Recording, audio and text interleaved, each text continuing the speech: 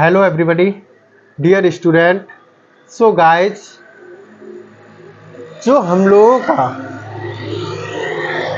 Topic चल रहा था वो था विलेन। कौन सा टॉपिक था? विलेन टॉपिक था। उस विलेन के टॉपिक में इससे आगे की क्लासेस में हमने जाना था किस किस के बारे में जाना था क्वथनांक के उन्नयन के बारे में, और जाना था मोलल उन्नयन स्थिरांक के बारे में, और हिमांक के अवनमन के बारे में, और मोलल अवनमन स्थिरांक के बारे में, और कुछ न्यूमेरिकल। सो गाइस, तो आज बढ़ेंगे इससे आगे के टॉपिक पर, यानी कि जो विलेन का टॉपिक है उसी में इससे आगे बढ़ेंगे। किससे? मोलल अवनमन स्थिरांक के आगे बढ़ते हैं। सो गाइस, तो अभी तक कहां तक पहुंचे थे? मोलल अवनमन स्थिरांक तक। तो आज उसके आगे क्या लेते हैं? आज लेते हैं हेनरी का नियम। क्या लेते हैं? हेनरी का नियम लेते हैं। आखिर में जानेंगे कि हेनरी का जो नियम है वो क्या होता है, इसकी सीमाएं क्या होती हैं, इसके अनुप्रयोग क्या होते हैं। सो गाइस, जो हेनरी का नियम है ये होता क्या है?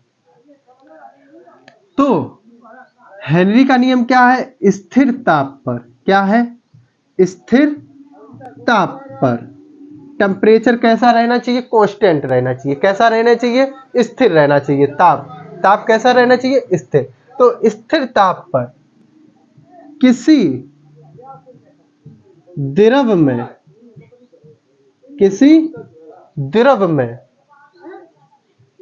गैस की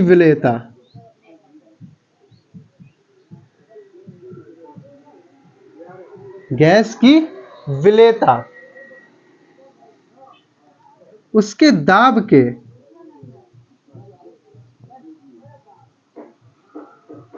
समानुपाती होती है।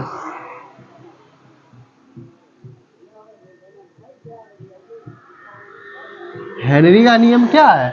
हेनरी का नियम है स्थिर ताप पर किसी द्रव में गैस की विलेयता उसके दाब के समानुपाती होती है। तो कुछ फिगर बनाते हैं। फिगर से क्या करेंगे? हेनरी का नियम समझेंगे। तो हमने एक पात्र ले लिया। क्या ले लिया? एक पात्र ले लिया। क्या लिया? पात्र। और पात्र में भर दिया लिक्विड। क्या भर दिया? द्रव भर दिया। ये भाई द्रव भर दिया। क्या किया? एक पात्र लिया और पात्र में क्या भर दिया? द्रव पदार्थ भर दिया। क्या भर दिया? द्रव पदार्थ। ये भाई द्रव पदार्थ भर दिया। और टेम्परेचर कैसा रहना चाहिए? टेम्परेचर रहना चाहिए स्थिर। कैसा रहना चाहिए? टेम्परेचर भाई रहना चाहिए स्थिर। और इस द्रव पदार्थ में हम क्या घोलेंगे? गैस को घोलेंगे। क्या घोलेंगे? हमने जैसे ले ली CO2। क्या ले ली? Carbon dioxide. इसको हमने इस द्रव में क्या कर दिया? घोल दिया। क्या कर दिया? घोल दिया। किसे? गैस को। किसमें? द्रव में। तो इसकी जो मात्रा है, घुली गैस की जो मात्रा किसमें घुली है? द्रव में घुली है। किसमें घुली है? द्रव पदार्थ में घुली है। तो द्रव में जो घुली है, क्या घुली है? गैस घुली है। उसकी जो मात्रा है वो उसके दाब के समानुपाती होती है। बस इतना है। क्या है हेनरी का नियम? स्थिर ताप पर ताप कैसा रहना चाहिए? स्थिर रहना चाहिए। स्थिर ताप पर किसी द्रव में, ये क्या भरा है? इसमें द्रव भरा है। किसी द्रव में गैस की विलेयता का मतलब क्या होता है? गैस की विलेयता यानी कि द्रव में गैस का घुलना। ये क्या रहता है? विलेयता होता है। क्या होता है? विलेयता। तो द्रव में गैस की विलेयता, द्रव में क्या घुल गई? गैस घुल गई। कौन घुल गई? CO2। कौन सी घुली है? CO2। तो गैस की विलेयता उसके दाब के समानुपाती होती। क्या होती है? उसके दाब के क्या होती है? समानुपाती होती है। तो इसमें जो गैस है, क्या है? गैस है। उस पर जितना अधिक दाब लगेगा, किस पर? गैस में जितना अधिक दाब लगेगा वह उतनी अधिक घुलेगी द्रव में। किसमें? द्रव में वह उतनी ही अधिक मात्रा में घुलेगी। और जितना दाब कम लगेगा, जितना प्रेशर कम लगेगा, वह उतनी ही कम घुलेगी। तो यहाँ पर क्या है? स्थिर ताप पर किसी द्रव में गैस की विलेयता, गैस यानी कि घुलने की जो मात्रा है उसके दाब के क्या होती है, समानुपाती होती है। तो गैस के घुलने की मात्रा जो है वह किसके समानुपाती है, दाब के समानुपाती है। तो हमने मान लिया किसी गैस की विलेयता, हमने मान लिया जो गैस घुली है उसकी जो मात्रा है वो हमने m मान ली, क्या मान ली, m।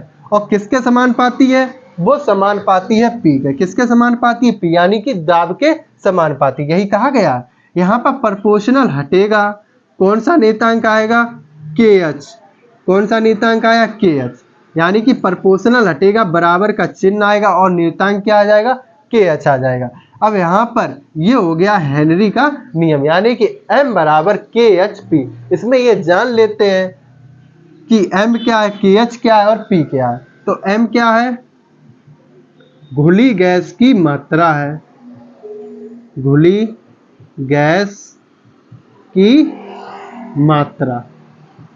M क्या है, घुली गैस की मात्रा। और KH क्या है, KH जब प्रोपोर्शनल हटाते हैं तो स्थिरांक आता है, और जो KH है वो स्थिरांक है हेनरी। कौन सा स्थिरांक है, हेनरी स्थिरांक है।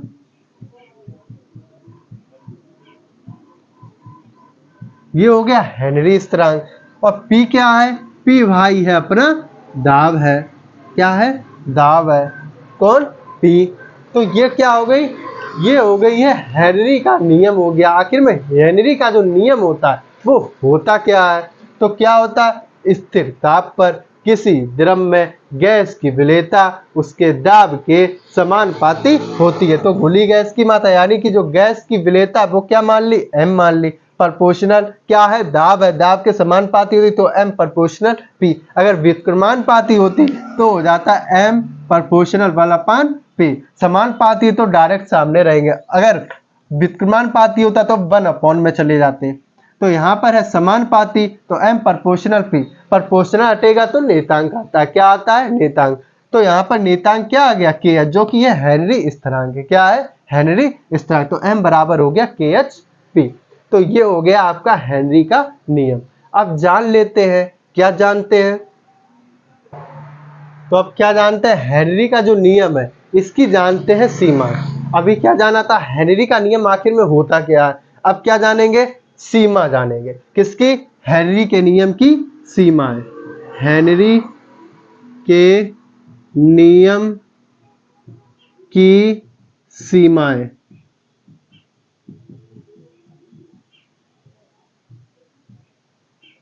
तो अब ये जानते हैं आखिर में हेनरी नियम की सीमाएं क्या होती हैं। तो सीमाएं क्या हैं, जो गैस घुलती है, किसमें घुलती है, द्रव में घुलती है, और द्रव कैसा होना चाहिए, तनु होना चाहिए, ना कि सांद्र।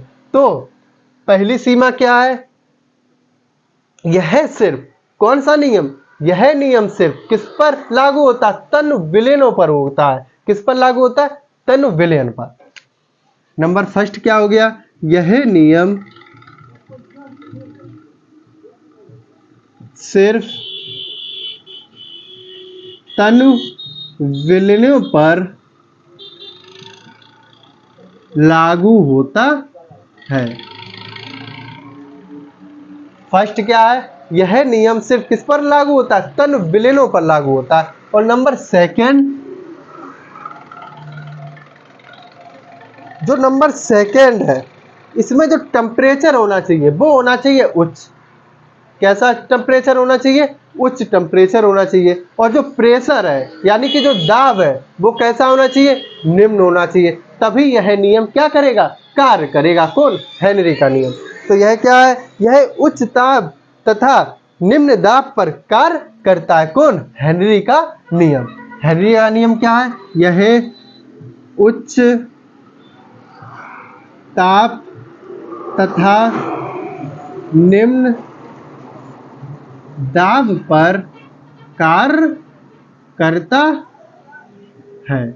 कौन, हेनरी का नियम किस पर कार्य करता है, उच्च ताप और निम्न दाब पर। यानी कि जो टेम्परेचर होना चाहिए वो उच्च होना चाहिए और जो प्रेशर होता है वो निम्न होता है। तो यह किस पर कार्य करता है, उच्च ताप और निम्न दाब पर कार्य करता है। कौन, हेनरी का नियम। थर्ड क्या है स्टेज, थर्ड है यह सिर्फ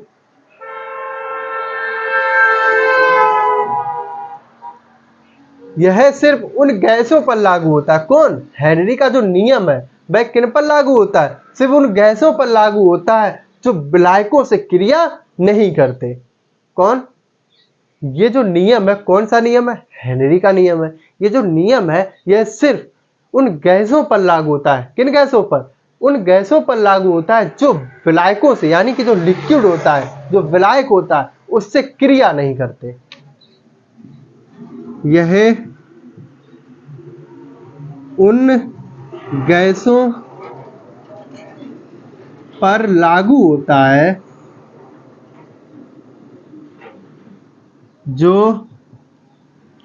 विलायकों से क्रिया नहीं करते। तो ये क्या हो गई? हेनरी नियम की हो गई सीमा। नंबर फर्स्ट सीमा क्या है? यह सिर्फ तन विलयनों पर लागू होता है। सेकंड क्या है? यानी कि यह सिर्फ तन विलयनों पर लागू होता है, ना कि शांत विलयन पर। और सेकंड क्या है? यह सिर्फ उच्च ताप और निम्न दाब पर कार्य करता है। कौन? हेनरी का नियम। थर्ड क्या है? यह सिर्फ उन गैसों पर लागू होता है जो विलायकों से क्रिया नहीं करते। ये जो नियम है वो किन पर लागू होता है? सिर्फ उन गैसों पर लागू होता है जो विलायकों से क्रिया नहीं करते। तो ये है हेनरी नियम की क्या है? सीमाएं हैं। अब क्या देखते हैं? अब देख लेते हैं। क्या देखते हैं? अब देखते हैं इनके अनुप्रयोग। किसके? हेनरी के नियम के अनुप्रयोग।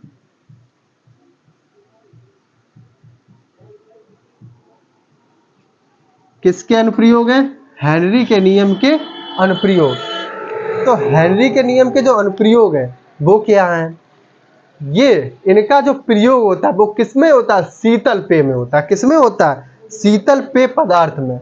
नंबर फर्स्ट क्या है? शीतल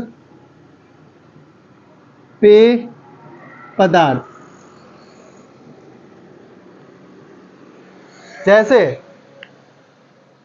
जितनी भी ये कोल्ड ड्रिंक आती है, चाहे ड्यू हो, चाहे स्प्राइट हो, चाहे कोको कोला हो, इनमें ये सब किस पर कार्य करते हैं? हेनरी के नियम पर। आपने देखा होगा, क्या देखा होगा कि कोई भी, जैसे आप कोई भी कोल्ड ड्रिंक लें, जब उसमें आप खोलते हैं तो उसमें एक आवाज आती है।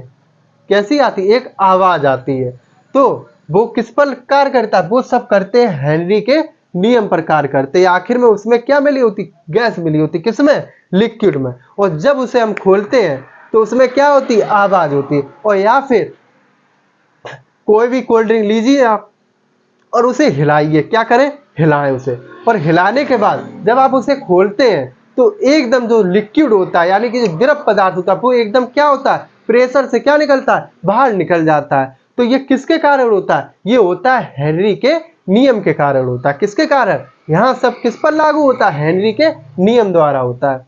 तो ये इसका उपयोग किसमें किया जाता है? शीतल पेय पदार्थ में किया जाता है। किसमें किया जाता है? शीतल पेय, यानी कि जितनी भी शीतल पेय पदार्थ है उनमें क्या होता है? हेनरी का नियम प्रयोग किया जाता है। दूसरा क्या है? गोताखोर द्वारा।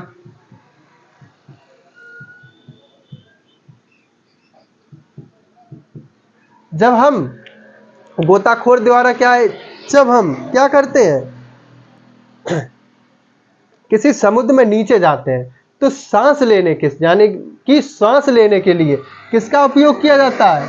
गोताखोर। यानी कि गोताखोर जब हम समुद्र में नीचे जाते हैं तो सांस, यानी कि जो एक्टिविटीज होती है नीचे समुद्र के अंदर, जो एक्टिविटीज होती है वो किस पर कार्य करती है? वो हेनरी के नियम पर कार्य करती है। तो ये हो गया सेकेंड जो उपयोग है, वो होता है गोताखोर का।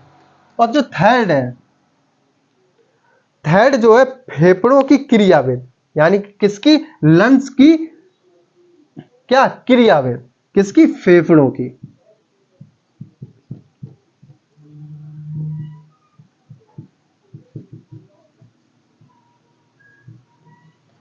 तो जो अपने शरीर के अंदर जो फेफड़े हैं उनकी जो एक्टिविटीज होती है वो भी किस पर कार्य करती है? वो भी करती है हेनरी के नियम पर कार्य करती है।